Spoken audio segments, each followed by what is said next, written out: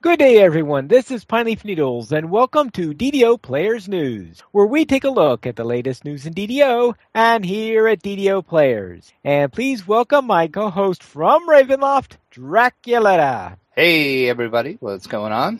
Everything's fine here. How did Gen Con go? It was a wonderful time, as always. Very tired, lots of work, but well worth it. Fun time, as always. And I'm sure we'll be discussing that a bit further into the episode. We will. Very well, then let's head into game news, and there isn't really all that much game news, but we do have a hotfix for Update 27, and we have posted the release notes. Anything there of interest? The airship bar shifter now has the same level restrictions as the planescaller in the Hall of Heroes. If players attempt to be taken to Amaroth from your ship, I guess there was a little bug to where it had a higher level restriction than the one in the Hall of Heroes. But that is now fixed, so it's all good.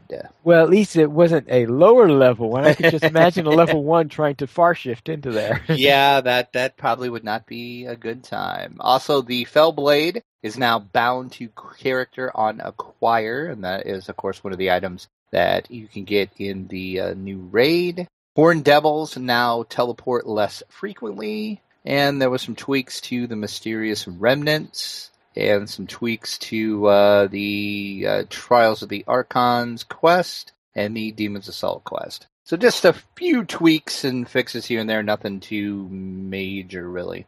There's such thing as bind on Acquire stuff in DDO? Yes.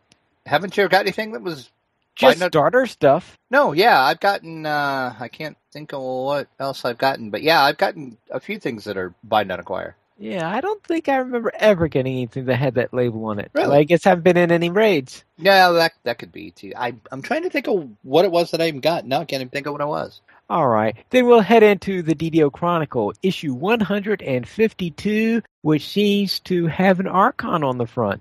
Who said last week that the Chronicle was going to be Archon-y this week? Who said it? Since I don't recall saying it, I guess you must have. Yes, I did. Of course, it was easy to figure that out. Yeah, it was an easy prediction. Yeah, not too hard to figure that one out. In the community spotlight of the Chronicle, RJ Cyberware's DDO character planner has been updated, so click over and get the newest version of that. And I have still yet to play with that. I think I'm going to do that because I kind of want to create a new character using the character planner just to see how it works and how it goes, so I'm going to do that. In the fansite news section, DDO Cast debated Update 27 debuffs and more with your guest moderator, Cordovan.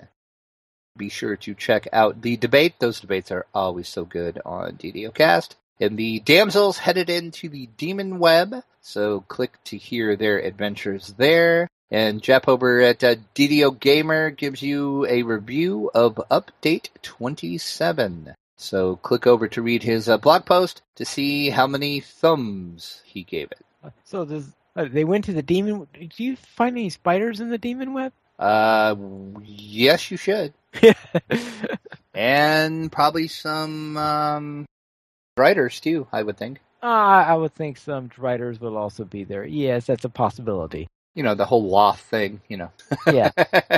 Loth seems to be into arachnids. Exactly. Yes, she is for some reason. And finally, in the Chronicle, Edric takes a look at the new monster manual. So check over to see his latest blog post. And our screenshot that's from there. What is that screen? What is that thing? That is a pretty sweet looking cap, actually. I'm not sure where you get that at, but I want that helmet because that thing is awesome. It's called the Thinking Cap. The Thinking Cap. And I want that thing because it just looks awesome. I think my Pale Master needs that, or maybe my Warlock. All right, I'll have to. Well, probably more likely the Pale Master. If it's called the Thinking Cap, I would assume it gives a nice intelligence buff. Probably, yeah. It might be better suited for my Pale Master, but, you know, I could always just glamour it into a cosmetic. All right, I guess you could do that. And speaking of things like glamoring and going into the store for such things, what's on sale this week? Ooh, that was a Pine Leaf level segue there. That was awesome, Pinely. The free sample of the week through August 6th is something that you will probably want to get the free sample of. I'm just saying.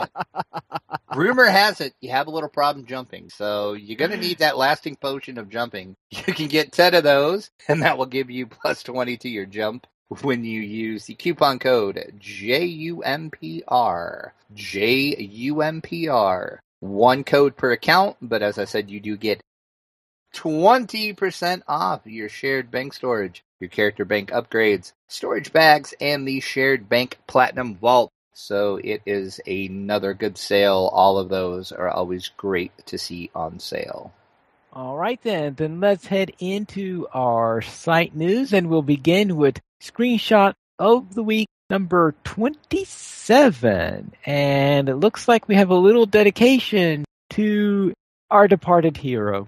Yes, I felt this was only apropos to do this week, as, of course, this was the week of Gen Con. So I found the tribute to Gary Gygax in game, and I just did a little bow in front of it just to pay homage to Mr. Gygax.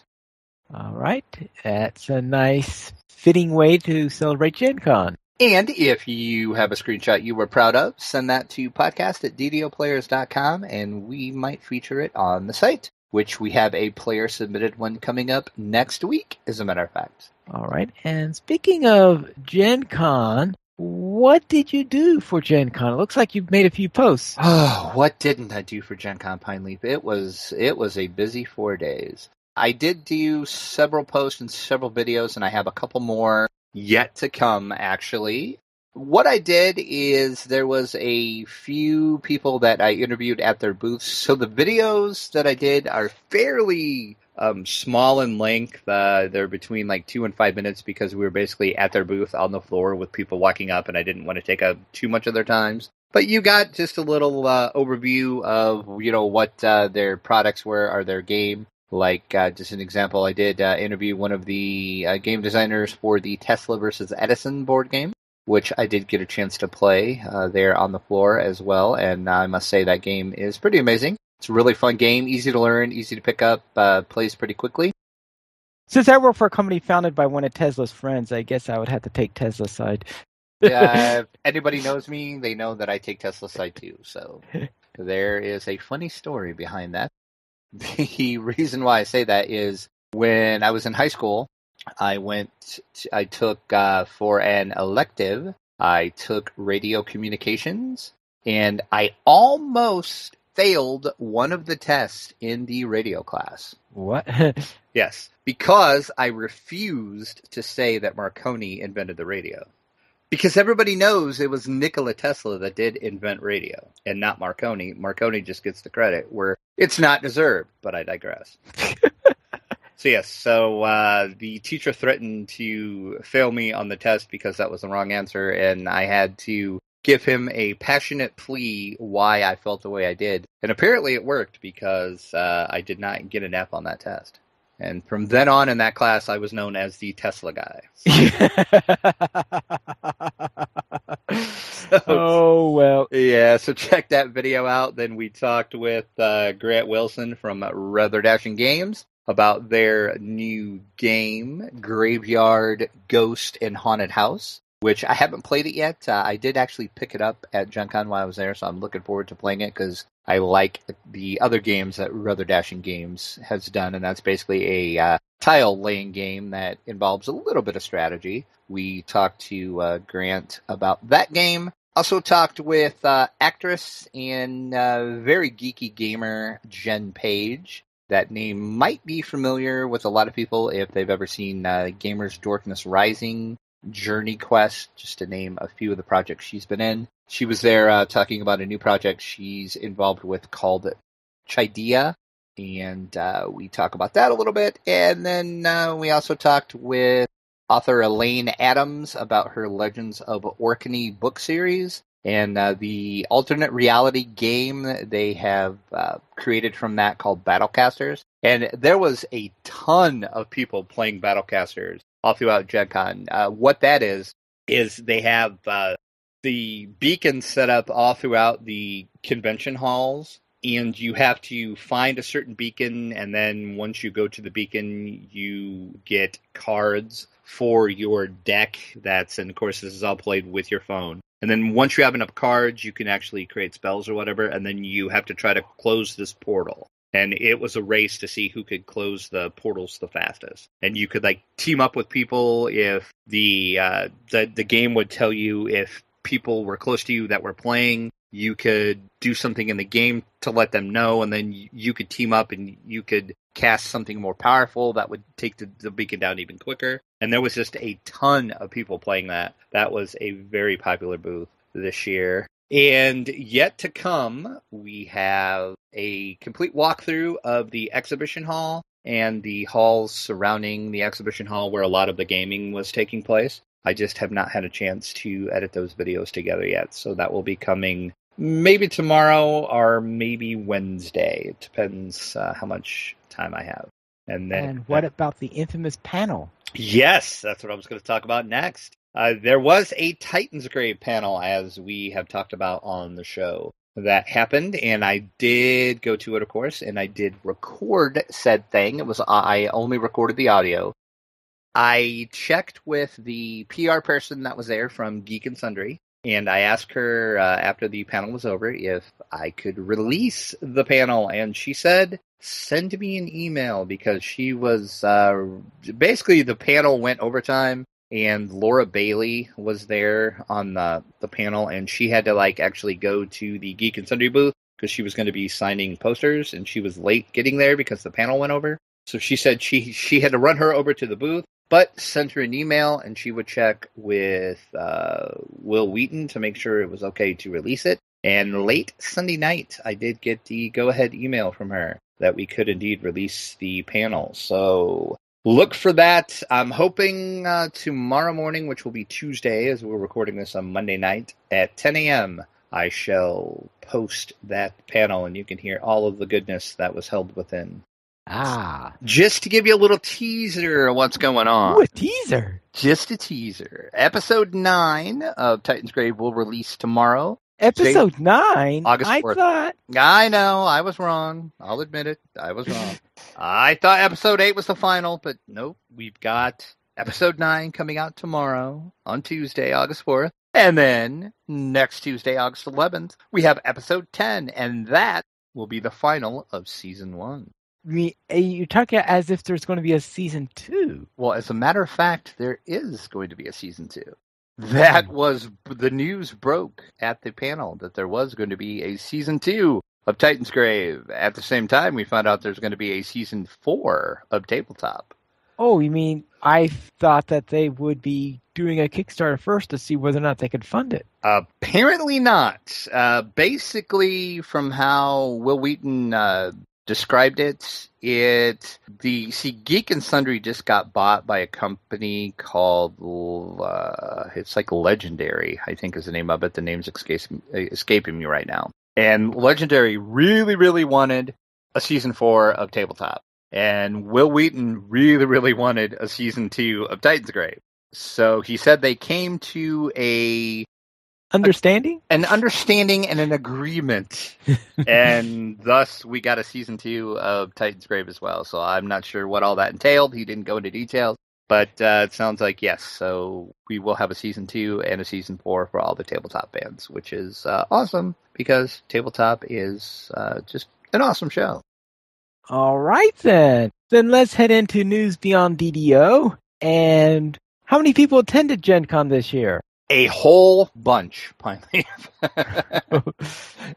If you want the exact number, 61,423 was the unique attendance. And that is up from last year. And actually, the past 6 years, Gen Con has been growing in attendance.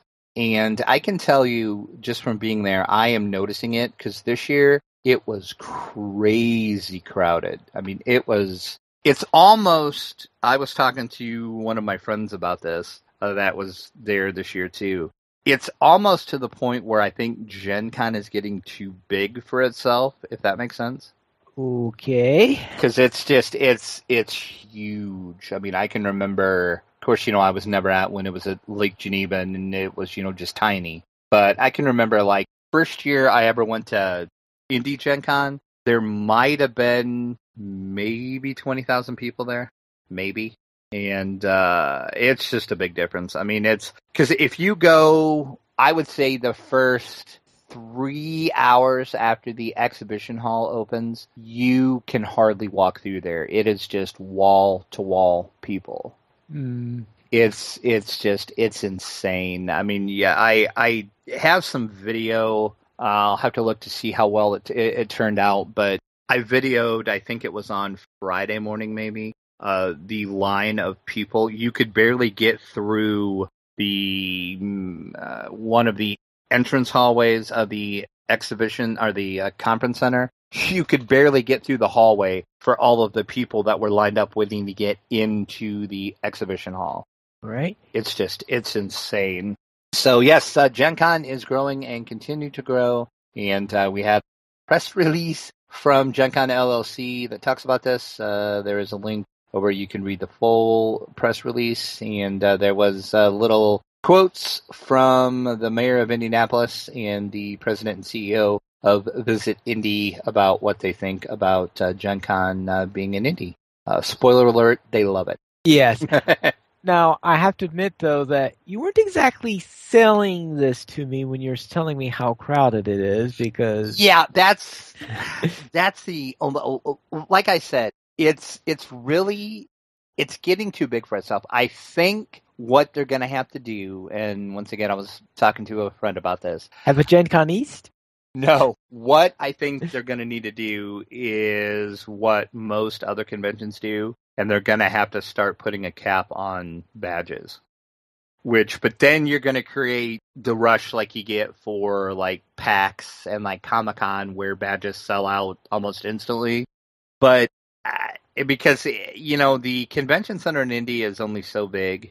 And the whole, basically, Gen Con takes up the whole downtown of Indianapolis. I mean, it is just, you can go probably within a 20-block radius of the convention center, and it's all Gen Con. It's like the entire downtown district is just swallowed up with everybody from Gen Con. And you can only expand so much. The only other option they would have, and I don't know if they would, let Gen Con do this, is they're going to have to spill over into Lucas Oil Stadium, which is where the Colts play football. Right. That's going to be the only other thing that they're going to be able to do, because even with the expansion of the convention center is almost too small, which is crazy. Yeah, which is crazy because they spent, multi-million dollars upgrading the convention center.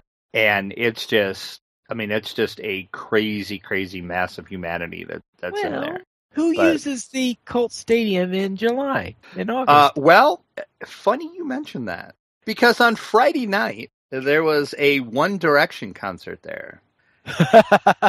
Well. Yeah, and if you're not familiar with who One Direction is, apparently they're like this massively popular boy band. So imagine 61,000 gamers plus about, I'm not sure how many people Lucas Oil holds, but I'll say about the same amount of people probably. I'm sure that holds about 60,000 people because that stadium is huge. Imagine about 60,000 screaming teenage girls on top of that. It was crazy in downtown Indianapolis Friday night with that concert. My friend summed it up best. We managed to fight our way through the crowds of screaming teenage girls going to that concert. We got back to our hotel room, and he looked at me and he said, "Dude, this is like The Walking Dead. We're holed up in a hotel room against..." And to answer your question, it looks like that for a concert, which I believe could use the larger capacity, because for American football games, it's a smaller capacity, but for things like concerts, it looks like 70,000. Okay, so I was about right. I thought, because that stadium's huge. So yeah, so imagine, and that concert sold out. They said I had heard one of the Gen Con people talking about it. So there was 70,000 screaming teenage girls there, plus 61,000 gamers. Do the math. All right. Scheduling those for the same weekend. Yeah. So, basically, Gen Con's going to have to do something because at the growth rate they're having, it's eventually going to be too big. And I don't know where else they can go that's going to hold as many people that come. So, I guess we'll see. They're at least in Indy for the next 5 years because they do have a 5-year contract. So, we'll see what happens after that if they stay in Indy, but I still say they're going to stay in Indy. Is there another city you could go to? No, I don't think so. I really don't. I mean, you can't shut down Manhattan for a weekend in order to bring them in.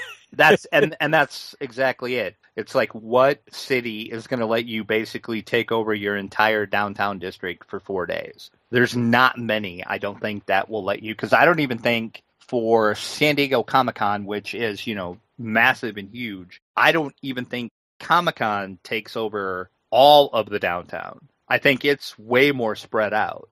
Thing about Gen Con is it's literally, like I said, about a 20-block radius from the convention center to every hotel around there. I mean, there's events that take place in all of the hotels. You can go into any restaurant downtown, and most restaurants block off sections to where you can just come in and play games at tables. So it's like the downtown loves Gen Con. So I can't see very many other cities be willing to do that. I mean, I could be wrong. Maybe there is a city somewhere that would let them do that, but highly unlikely, and it's a big stretch going to an unfamiliar city and wondering, will they really embrace it? Right, exactly. And Indy's proven it over the past 14 years. So. Yeah, so I would say that that's what I said, Gen Con East. Yeah, there you go. So wasn't there once Gen Con West or something like that? No, there used to be like a Gen Con England. Oh, Gen Con England, okay. Yeah, that was done for a little while, and I'm not sure whatever happened to that, but it just kind of disappeared. All right, guess everybody wanted to go to the real one or something like that. That's right. We want to go to the real Gen Con. We're going to do the real Gen Con. All right. Well then, let's then head on to other things. Now, I've heard a rumor about something about another Dungeons & Dragons movie. This has been quite the saga. This has been rumored to be taking place for years now. And for the past about 10, 11 months, it's been locked into a very, very ugly lawsuit. Hasbro and Sweet Pea Entertainment have been basically fighting it out in court to see who actually had the rights to even make a Dungeons & Dragons movie. All right. And that today has been solved. It looks like the two sides actually did come to an agreement. Basically, what's going to happen is Warner Brothers and Hasbro and Sweet Pea Entertainment are all going to make this new Dungeons & Dragons movie. Well, all right. Warner Brothers Pictures' Greg Silverman says we are so excited about bringing the world of Dungeons & Dragons to life on the big screen. This is far and away the most well-known brand in fantasy, which is the genre that drives the most passionate film following. D&D has endless creative possibilities, giving our filmmakers immense opportunities to delight and thrill both fans and moviegoers to the new property. Yeah, unfortunately, the last time I remember seeing a Dragons movie, they have... No. We wiped that just like the edition that should not be named. Okay, that is stricken from the books. Those never happened, Pine Leaf. It was a dream. They never happened. We cast an erase spell. That's right. It was just a dream. You thought you watched 3 Dungeons & Dragons movies before. You thought 3 of them? Unfortunately, yes. Okay, I only saw one of them, and I heard that there was a second one. There was a second one, and then there was a third one, and what made the third one even worse is it was a sci-fi movie. So just let that circulate in your mind for just a moment and imagine. And then I presume you don't mean something like Metamorphosis Alpha. No, like the Sci-Fi Channel, which you apparently don't know what the Sci-Fi Channel is. Oh, I've heard of them, but they've done some really bad things in the past. Like Sharknado 1, 2, and 3, possibly? Well, I was thinking what they did to Earthsea, what they did to Riverworld, what they Yeah. did to... Yeah, well, imagine that, and imagine them making a Dungeons and Dragons movie, and that's pretty much the third movie. But Okay. hopefully, this one will be better. And this has been in the works for, like I said, quite a while. This movie's been rumored, and then it was going to come out, and then this lawsuit happened, and then just all news of it just kind of like went away. Well, and until today, this came out of nowhere that this settlement was reached. And it is going to be set in the Forgotten Realms. Executive Vice President of Content of Hasbro said there is such an enormous opportunity to bring the rich fantasy settings of the Forgotten Realms to life, and together with the creative powerhouse of Warner Brothers, use movies to tell the stories that have enchanted the passionate D&D fans for decades. D&D is the role-playing game that started it all, and now we have the opportunity to ignite a franchise for its legions of avid fans in a way that has never been done before. I wonder if there's a possibility of running into a dual-wielding Drow Ranger. Oh, I didn't think about that, but I would say probably. And well, we will have to see. The person that would know that would be the writer, because it seems like the script is pretty much already done for this. David Leslie Johnson is the writer of it. And like I said, as I said before, Hasbro and Sweet Pea Entertainment and Warner Brothers are all going to produce it. And it actually has a director attached now, and that is Roy Lee, who's previously worked on the Lego Movie and How to Train Your Dragon, which gives me hope. Because both of those two movies were awesome. So the D&D movie, I have hope for. So we'll see. And then once again, if you're the type of person that loves to read all the wonderful press release mumbo jumbo, you can look over and read the full press release. I just kind of summarized it, but look for that soonish, I guess. I would think it would be at least another year before it's out, but we will definitely... Yeah, but we will be doing things like hearing rumors about casting and... Yep. And and seeing trailers and all sorts of fun stuff like that. Ooh, and you just gave me an idea, Pine Leaf. I have an idea Felicia Day? Well, besides Felicia Day. I mean, Felicia Day is just a given. No, I actually have an idea for our next poll. Okay. Hint, hint. All right. I'm sure it must be some way related to casting of the movie. Gee, you just spoiled it for everybody now, Pine. Way to spoil it. Let's go into our week at DDO. That sounds like a grand plan. What did you do? Well, actually, in game, I didn't do much.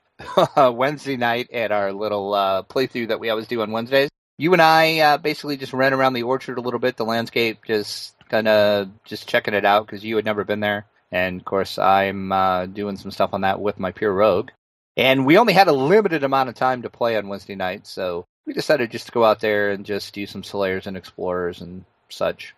Didn't really do a bunch out there. We didn't do any quests or anything, because like I said, we had a limited time. And the reason why we had a limited time was Pine Leaf and I were a guest on the Rollcasters podcast. And it was basically a little roundtable about the growing role-playing and Dungeons and Dragons community.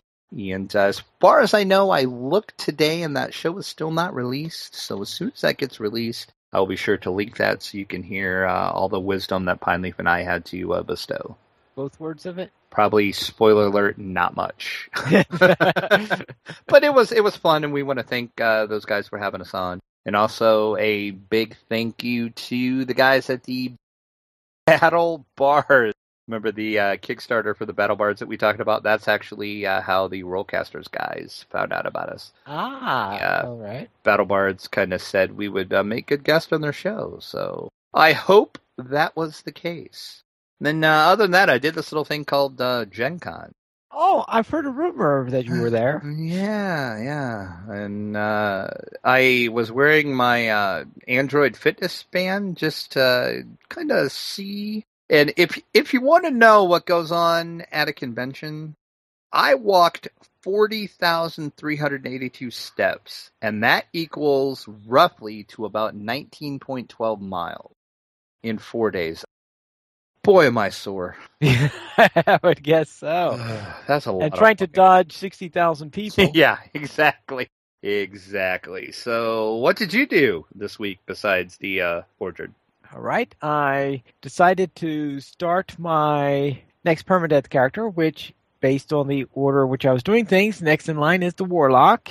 And on this Warlock, I decided that since on all the other characters I was doing, I was following a path, that means this time I followed the path instead of doing a custom, because all my other Warlocks were custom, since you had to do custom to Fey locks. So this means that I was a Fiend lock this time, and getting used to... What? Yeah, and getting used to the Fiend pact is very different because my style very much fits with the Fey pact. I see. Yeah, it does. That's I can't even. I'm having a hard time even envisioning you doing. Yeah, and yeah. So there are a couple of times when it's like, I'll do this, and no, I can't do that because I'm not in Fey pact.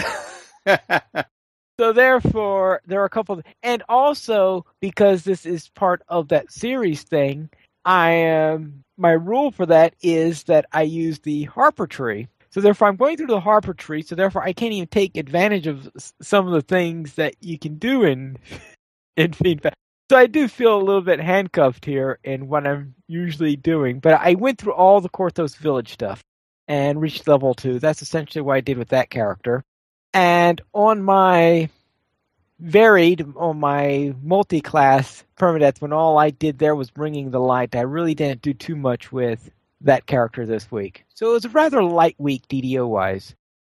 So if you would like to help DDO players, you go to the donations page where you can support the Players Alliance on Patreon. There you'll find rewards, including a mention on the DDO Players News, or even to be able to guest host with us.